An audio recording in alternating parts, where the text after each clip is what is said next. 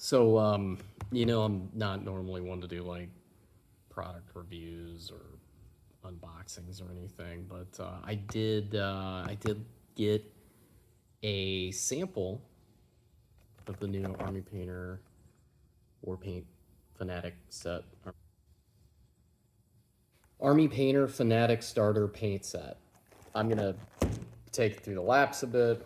But before we take a look at the paints, let's take a look at the Army Painter.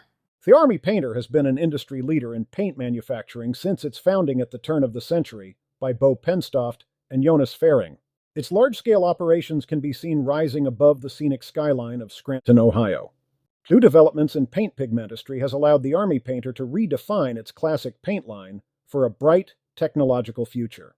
Now that we've learned a little bit about the Army Painter, let's go ahead and crack into their new product here, the War Paint Fanatic Starter Set. And oh, geez, oh, hey, there's a brush in here. You got to be careful when you're opening packages. You don't want to miss that and accidentally break something.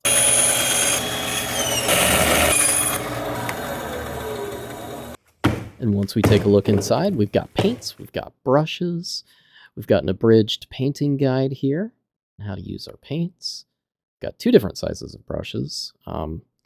Good suggestion on how to prepare our bottles for use. And let's take a look at the whole line here. We have 11 paints, 2 brushes, and a miniature to test out on. And unfortunately, due to a design flaw, the bottles have been slightly damaged in transit, with 2 of our paints being completely destroyed before arriving.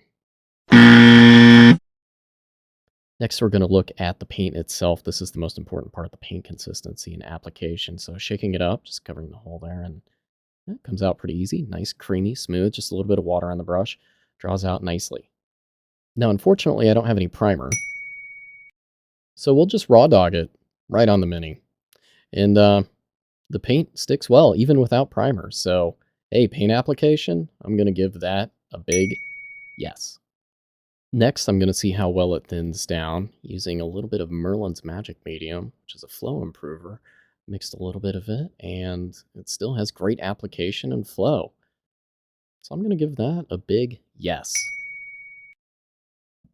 Of course, paint durability is important, so let's see how cut resistant it is. And the paint is pretty cut resistant. I don't notice any permanent scratches here, so yes.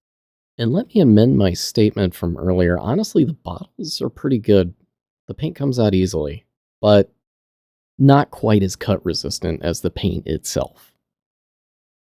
However, I remain confident that after a massive outpouring of feedback on social media that this design flaw will be remedied in version 2. Now that we've tried the paint out a little bit, let's see how it behaves on a wet palette.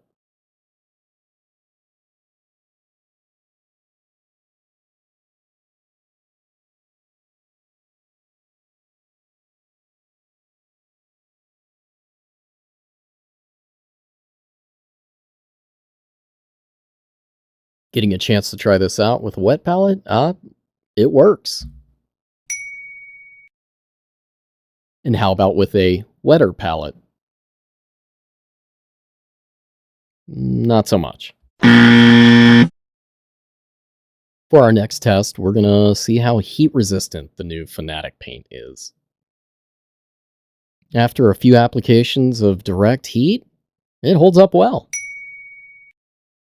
And we'll see how resistant the paint is to some common household cleaners.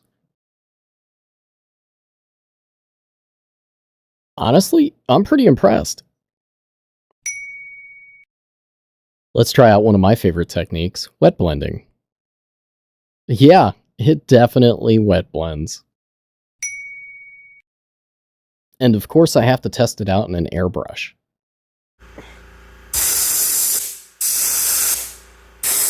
Paint has traveled from brush to Mini. It works. The Army Painter Fanatic Starter Paint Set is a great starter set, passing 9 out of 11 of our test. Potentially using tungsten caps or unassembled paint in the future would... Haha, got it! I knew you weren't resistant to carb cleaner. See, look at the paint fall off. Gotcha. 8 out of 11.